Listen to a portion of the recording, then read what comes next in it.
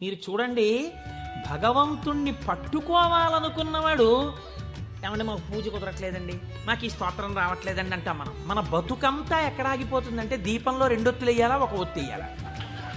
నిజంగా తరించిపోయిన వాళ్ళు తరించిపోవడానికి ఎన్ని మార్గాలు వెతుక్కున్నారో చూడండి. ఆయన శ్వాసనలు పీలుస్తూ రమించిపోయాడు. శంకరుడు చూశాడు, వీడు రోజు గుగ్గిలం పట్టుకొచ్చి వేసి ఇన్ని రకాల దర్శనాలు చేసేస్తున్నాడు రా, గుగ్గిలం పొగ అడ్డం పెట్టుకుని. ఎంత చిత్రం రా ఇది, గుగ్గిలం పొగకి వీడు సమాధిలోకి వెళ్ళిపోతున్నాడు. అసలు ఈ గుగ్గిలం కొనలేని స్థితి తెస్తే ఏం చేస్తాడో చూద్దాం అనుకున్నాడు. ఐశ్వర్యం అంతా క్షీణింపచేశాడు. ఆయనకి మనస్సు శివుడి మించి పోలేదు. ఎలాగో అలా నానా కష్టాలు పడి ఇంత గుగ్గిలం తెచ్చి శంకరుడికి వేసి ఆ వాసన పీల్చేటప్పటికి సమాధిలోకి వెళ్ళిపోయాడు. ఇంకేముంది, మనస్సు అలవాటు పడిపోయి ఇంత పొగొచ్చేటప్పటికి అంతే సమాధిలోకి వెళ్ళిపోతాడు. ఎంత తేలికండది. అగరత్తు వెలిగించకుండా ఉంటాం కదా, అగరత్తు వెలిగిస్తే గుగ్గిలం అయినా సమాధిలోకి వెళ్ళిపోతాడు అంతే. ఈ స్థితి చూసి శంకరుడు భార్యాబిడ్డలు తినడానికి కూడా అన్నం మెతుకు లేకుండా చేశాడు. చూద్దాం ఏం చేస్తాడు. భార్యాబిడ్డలు పస్తులున్నారు. అన్నమో రామచంద్ర అని ఆ భార్య మహాపతివ్రత. ఆవిడ తన మెడలో ఉన్నటువంటి మంగళసూత్రాన్ని తీసి నాయనారికిచ్చి, అయ్యా మీరిది పట్టుకెళ్ళి వెలకట్టి అమ్మించి డబ్బు పట్టుకుని రండి, దాంతో మనం కొన్నాళ్ళు భోజనం చేద్దామని. తప్పకుండా తీసుకొస్తానని ఆ మంగళసూత్రాలు చేతిలో పట్టుకుని శివ శివ శివ శివ అని సంతోషపడిపోతూ వెళ్ళిపోతున్నాడు. శంకరుడు ఒక పెద్ద బండిలో గుగ్గిలం బస్తాలు వేసుకుని ఎదురొచ్చాడు. మళ్ళీ మళ్ళీ దొరకవుట గుగ్గిలం, అందుకని చెప్పి బస్తాలు కొనుక్కెడుతున్నాను, ఎవరైనా కావాలంటే కొనుక్కోండి అని అరిచాడు. అమ్మ బాబోయ్, గుగ్గిలం దొరకదటని చెప్పి ఈయన గబగబా మంగళసూత్రాలు ఇచ్చేసి గుగ్గిలం బస్తాలు కొనేశాడు. పోనీ గుగ్గిలం దొరకదంటున్నారు, ఇంటికి పట్టుకెళ్ళి ఈ గుగ్గిలాన్ని దాచుకుని రోజు ఇంతంత వేద్దాం అనుకున్నాడా? నిజంగా నాడు శంకరుడు వస్తుంటే సుగంధిం పుష్టివర్ధనం, ఇదొక్కటే ఆయన సమాధికి కారణం. ఇంత గుగ్గిలం వెలిగించి మధ్యలో కూర్చుంటే అసలు నిజంగా శంకరుడు విరాట్ రూపంతో వచ్చేసినట్టు ఉండదు. కాబట్టి ఈ గుగ్గిలం అంతా వెలిగించేస్తానన్నాడు. ఇంట్లో వెలిగించేస్తే బాగుండదు, పొగలు వచ్చేస్తాయి. ఓ గుళ్ళోకి పట్టుకెళ్ళి వెలిగించేస్తే బాగుంటుందని ఈ గుగ్గిలం అంతా వేసుకుని ఓ గుడికి పట్టుకెళ్ళి ఈ గుగ్గిలం అంతా వెలిగించేసి దాని మధ్యలో కూర్చొని సమాధిని పొందేసి కడుపులో ప్రేగులు నకనకలాడిపోతున్నాయి. తెలియదు, ఆకలి తెలియదు, శరీరం నీరస పడిపోయింది, శరీరం అంతా నొప్పులు పెట్టేస్తోంది, తెలియదు. ఇంట్లో భార్య బిడ్డలు శోషించి పడిపోయే స్థితి వచ్చింది, తెలియదు. ఆ పొగ మధ్యలో సమాధి స్థితిని పొందాడు. ఇప్పుడు నా భాషలో చెప్పాలంటే భగవంతుడు ఓడిపోయాడు. పరీక్ష పెట్టగలడా? ఇహ ఏం పరీక్ష పెడతాడు? కాబట్టి ఇహ చూడలేకపోయాడు. అమ్మ బాబోయ్, ఇదెక్కడ భక్తి రాని గబగబా కుబేరుణ్ణి పిలిచాడు. కుబేరా, ఇలా నా పక్కన ఎన్నాళ్ళు నించుంటావు, నాకేం అవసరం లేదు. అడిగో మహానుభావుడు చూసావా, గుగ్గిలం పొగ మధ్యలో కూర్చున్నాడు, పెళ్ళం మంగళసూత్రాలు అమ్మేసి. వెంటనే వెళ్ళి ఆయన ఇంటిని బ్రహ్మాండమైనటువంటి అంతఃపురంగా మార్చేయి, భార్యకి బిడ్డలకి భూమండలంలో లేనంత ఐశ్వర్యాన్ని ఇచ్చేయి, ముందు ఉత్తర క్షణం వాళ్ళకి షడ్రసోపేతమైన భోజనం పెట్టు అనేటప్పటికి వాళ్ళ ఇల్లు మారిపోయింది, షడ్రసోపేతమైన భోజనం వచ్చింది. అయ్యో భర్త గారు ఎక్కడికి వెళ్ళారో అనుకుంటోంది ఆవిడ. అశరీరవాణి వినపడింది. అమ్మా, నీ భర్త భక్తి ముందు లొంగిపోయాడమ్మా, శంకరుడు మహదైశ్వర్యం ఇచ్చేశాడు నీకు. ఆయనో అన్నం తిందామన్న ఆలోచన లేదు, ఆ గుగ్గిలం పొగలో కూర్చునున్నాడు. ఇలాగ కూర్చునుంటే ఇప్పుడు ఎవరు మాట్లాడాలి? ఒరే నాన్న అన్నం తినరా అని. అమ్మా నాన్నగారు కోరుకున్న కోరికోటి ఉంది, నువ్వు ఎలా అయినా డాక్టర్ అయిపో. ఇంజక్షన్ చేసేశారు ఆ పిల్లకి. 3 ఏళ్ళు అయిపోయినా, 4 ఏళ్ళు అయిపోయినా, 21 ఏళ్ళు వచ్చేసినా, ఇప్పుడు నేను MBBS చదివితే రేపు పెళ్లి కొడుకు దొరుకుతాడా అని కూడా చూసుకోకుండా తల్లిదండ్రుల కోరిక తీర్చడం కోసమని వ్యగ్రతతో చదివేసిన పిల్లలా ఇప్పుడు ఆ తల్లిదండ్రులే వచ్చి చూసే అన్నం తినవే, అలా చదవకే ఆరోగ్యం పాడైపోతుంది అన్నట్టు ఎవడు పరీక్ష పెట్టాడో వాడే దిగొచ్చాడు.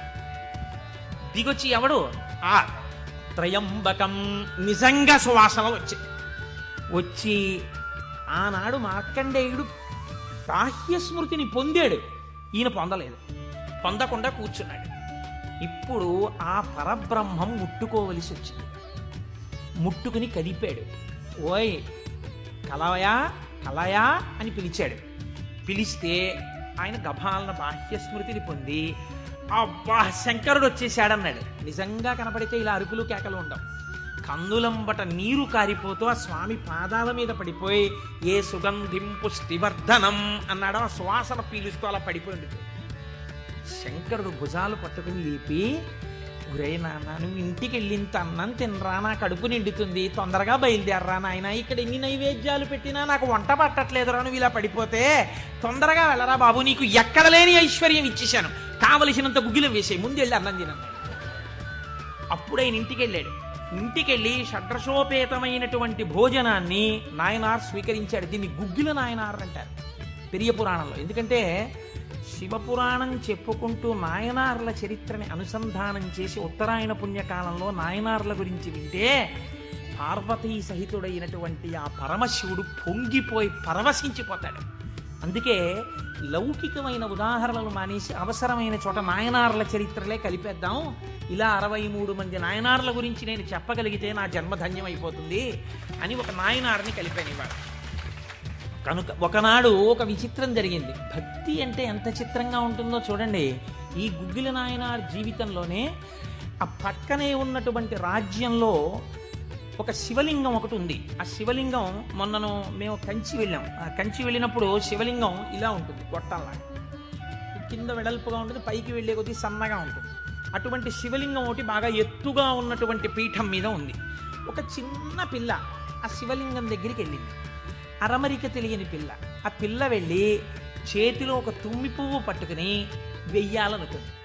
ఆ పీఠం పట్టుకుంది, ఎగిరింది, ఎక్కింది, అందలేదు. ఆ పిల్ల ఏడుపు మొదలెట్టి శివా శివా, నువ్వు నాకు అందట్లేదు, పువ్వు ఎలా వేయను. శంకరుడు ఆ భక్తికి పరవశించిపోయాడు. ఇది భగవంతుడు దేనికి కట్టుబడతాడు? ఆ భక్తికి కట్టుబడతాడు. వెంటనే ఇలా ఉన్న శివలింగం ఇలా వంగిపోతే ఆ పిల్లకేం తెలుసు? శివలింగం వంగిపోయింది నా కోసం. అది చిన్నపిల్ల పొంగిపోయి తప్పట్లు కొట్టేసి కాసేపు ఆడేసి 2 పువ్వులు వేసేసి వెళ్ళిపోయింది. మరునాడు యథాలాపంగా అనేక శివలింగాలు ఉంటుంటాయి కదా గుళ్ళో. ఈ శివలింగం వంగడంలో లోపలున్న శివలింగం కూడా వంగిపోయింది. అర్చక స్వామి చూసి భయపడిపోయింది. ఇదేంటి శివలింగం ఇలా వంగిపోయింది? మహారాజుకు తెలిసింది. ఇది ఏదో అరిష్టం జరుగుతుంది, శివలింగం వంగింది ఏమిటని భయపడ్డారు. ఈ శివలింగానికి వంపు దిద్దిలా పైకి తీయాలి. వాళ్ళకి ఉన్న తెలివితేటలు ఏమిటంటే ఈ వంగిపోయినటువంటి శివలింగానికి పెద్ద పెద్ద ఇనప గొలుసులేసి ఏనుగులకు కట్టి లాగించారు. ఇన్ని ఏనుగులు, ఇనపగొలు, ఇవన్నీ నేను పుక్కిట పురాణాలు నా సొంతంగా చెప్తున్నాను అనుకుంటున్నారా? ఈ దేవాలయాలు ఉన్నాయి ఇప్పటికి. నా జీవితంలో ఈశ్వరుడు అనుగ్రహిస్తే ఎప్పటికైనా ఈ 63 నాయనార్ల శివాలయాలు దర్శనం చేయాలని నా కోరిక. ఈ వంగిపోయిన శివలింగాన్ని ఇనప గొలుసులో పెట్టి ఏనుగులు లాగుతుంటే గొలుసులు తెగిపోయాయి. శివలింగం వంపు దిద్దబడలేదు. ఇది ఎవరో గుగ్గిల నాయనారికి చెప్పారు. శివలింగం వంగిందిట, ఇనప గొలుసులేసి లాగుతున్నారట, లాగుతుంటే గొలుసులు తెగిపోతున్నాయిట. ఆయన ఎంత బాధపడిపోయి కింద పడి ఏడిచి దొల్లేశాడు. శంకరా, మీ కంఠానికి ఇనప గొలుసులేసి ఏనుగులతో లాగారా? ఎంత ఒరిసిపోయిందో ఆ కంఠం అని. అంతే, విన్న చోటు నుంచే పరిగెత్తి పారిపోయాడు పక్క రాజ్యానికి. పారిపోయి గుళ్ళోకి వెళ్ళి అన్నం లేదు, నీళ్లు లేవు, ఒగరుస్తూ ఒంటి నిండా చెమటలు పట్టుకుని, ఈశ్వర, మీకు జరిగినటువంటి అపరాధం నా శరీరమునకు పొందేటటువంటి ఖేదంతో పోవాలని మీ వంపు దిద్దడం కాదు, మీ వంపు దిద్దడానికి మీకు ఇనప గొలుసు లేచి లాగినప్పుడు మీ కంఠం నొక్కుకుని ఉంటుంది, ఆ శిక్ష నేను అనుభవిస్తానని ఒక గొలుసు, తన మెడలో ఉన్నటువంటి గొలుసుని శివలింగపు వంపుకేసి గట్టిగా లాగాడు. తన కంఠం ఒరిసిపోయి తెగాలని. తన కంఠం తెగలేదు, శివలింగం వంపు ఇలా పైకి లేచిపోయింది. ఆ వంపు దిద్దినటువంటి వాడు గుగ్గిల నాయన. ఇప్పుడు మీరు నాకు చెప్పండి, బ్రతికున్న నాళ్ళు గుగ్గిల నాయన ఏం చేశాడు డబ్బు సంపాదించడానికంటే ఎవ్వరికీ తెలియదు. ఇంట్లో పర్సులోంచి 10 రూపాయలు తీస్తే 1000 రూపాయలు మళ్ళీ ఇంకో రూపంలో వచ్చేస్తుంది. అంత చిత్రంగా ఆయన మహదైశ్వర్య సంపన్నుడై, అందుకే అంటారు శాస్త్రంలో, ఐశ్వర్యము కావాలన్నవాడు శివారాధన చెయ్యాలి. శివారాధన అపారమైన ఐశ్వర్య హేతువు. అందున దక్షారామం లాంటిదైతే గొప్ప భోగస్థానం కూడా. అంత ఐశ్వర్యంతో జీవిస్తూ శివభక్తిని విడిచిపెట్టలేదు. శివభక్తితో ఐశ్వర్యంలో ఉన్నాడు. అంత్యమునందు తేలికగా శరీరం విడివడి హాయిగా పరమశివుని యొక్క పాదములలో కలిసిపోయాడు. ఇప్పుడు మీరు చెప్పండి, అమరకోశంలో మహానుభావుడు అమరసింహుడు శివశబ్దానికి సజ్జనుల యొక్క మనస్సు రమించేటటువంటి స్వరూపము కలిగిన వాడు అని శివశబ్దానికి అర్థం చెప్పడంలో ఎంత గంభీరమైన అర్థం ఉందో మీరు చూడండి. శివశబ్దము సజ్జనుల యొక్క మనసు రమించు స్థానము. ఎలా రమిస్తుంది? దేనివల్ల? దానికి ఈ కారణం ఆ కారణం అని చెప్పడం కుదరదు.